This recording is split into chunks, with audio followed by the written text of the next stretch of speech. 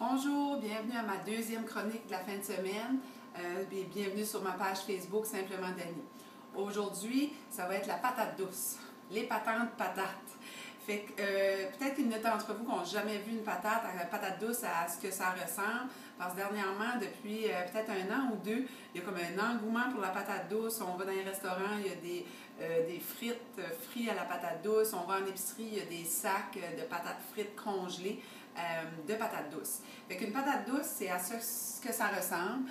C'est une belle couleur rouge-rose, là. Puis elle est très sucrée. Fait qu'aujourd'hui, je vais vous montrer une petite recette facile à faire de frites santé, puis comment la manger, comment la prêter.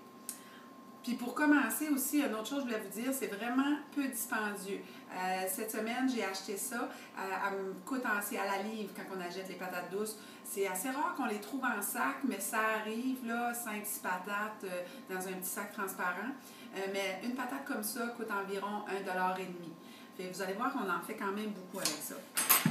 Ma façon de faire, je coupe les bouts comme ça. Un peu comme si c'était une grosse carotte, puis ça goûte aussi un peu la carotte, c'est très sucré, même beaucoup plus que la carotte. Puis aussi la patate douce, quand on la plume, elle est de couleur orangée, un peu moins orangée que la carotte, puis elle contient 2 fois plus, peut-être même plus que 2 fois, là, de bêta-carotène. Donc, beaucoup plus de vitamines que la carotte. Moi, la façon de faire, au début, j'avais un petit peu de difficulté à introduire la patate douce dans notre alimentation à ma famille. Ce que j'ai commencé à faire, c'est à remplacer dans mes recettes où je plaçais des carottes, je plaçais une patate douce. Je la coupais de la même façon que si c'était une carotte. Si j'avais des cubes de carottes dans un sauté ou avec de la viande hachée de bœuf, mais je la coupais en petits carrés puis je la mettais dedans. Puis finalement, ma famille s'est habituée. Puis là, on a commencé à essayer d'apprêter la patate différemment. Première chose, où ce que je la trouve vraiment bonne, puis que j'ai fait des tests avec des amis puis ma famille, c'est la manger crue, comme ça, en petits bâtonnets. Puis les enfants vont vraiment aimer ça parce que c'est très sucré. Fait que je la coupe là pour manger crue, en petits bâtonnets, vraiment tout petits, puis on la porte dans nos lunchs, dans nos salades. Vraiment comme ça. Moi, c'est ce que j'aime beaucoup, cette façon-là. Puis on n'est pas porté à la manger crue en pensant comme une patate, mais finalement, c'est vraiment, vraiment bon.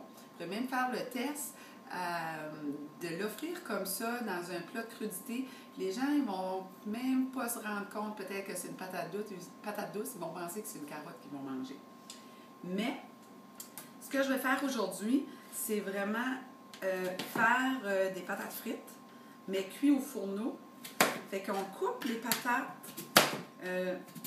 à la grosseur qu'on veut. Il y a différentes façons. Si vous la coupez tout petit comme ça, elle va prendre à peu près 10 minutes à cuire. Mais elle va être beaucoup plus molle. Elle ne sera pas comme une frite plus solide. Si on la coupe plus grosse, nous, ce qu'on préfère, je préfère la couper environ cette grosseur-là. Comme un doigt, ça ressemble à un doigt de fromage. Ensuite, on place de l'huile dans notre panne avec nos doigts, comme ça, un peu d'huile. On étend avec les doigts. Ici, comme ça, j'ai un petit chiffon ici. Puis, j'étends mes patates sur la panne, comme ça. Fait qu'une patate m'en donne vraiment beaucoup, là. Si vous voulez le couper, vous pouvez servir facilement une famille au complet avec une patate. Fait que là, je vais tasser ça sur le côté. Ici. Puis j'en ai de prêt. Ici, on fourneau. C'est très surprenant. C'est vraiment, vraiment bon. Vous voyez, c'est ce que ça fait. Environ les plus gros cubes, là, en boîte de patates douces. Ensuite, on peut même, pour les servir, si on veut les servir juste comme ça, moi, je vais prendre la roquette. Puis ce soir, je vais servir ça avec un steak. Fait que je prends un peu de roquette sur une plus grande assiette. C'est juste pour faire une petite présentation. Comme ça. Je vais montrer celle-ci aussi. Comme ça. De même. Et la roquette, je l'utilise beaucoup, comme vous voyez. Ensuite, je vais prendre mes patates douces. je les mets dans l'assiette. Ça fait une super belle décoration. Puis là, on fait cuire notre steak, on place notre steak à côté. Et ça, c'est deux différentes façons de l'avoir coupé. Comme vous voyez ici, c'est un peu plus mou, mais c'est vraiment, vraiment bon. C'est un sucré salé. Pourquoi salé? Parce que je vais ajouter quelque chose là-dedans. Ce que j'aime beaucoup et que je viens de découvrir, c'est au Nectarina.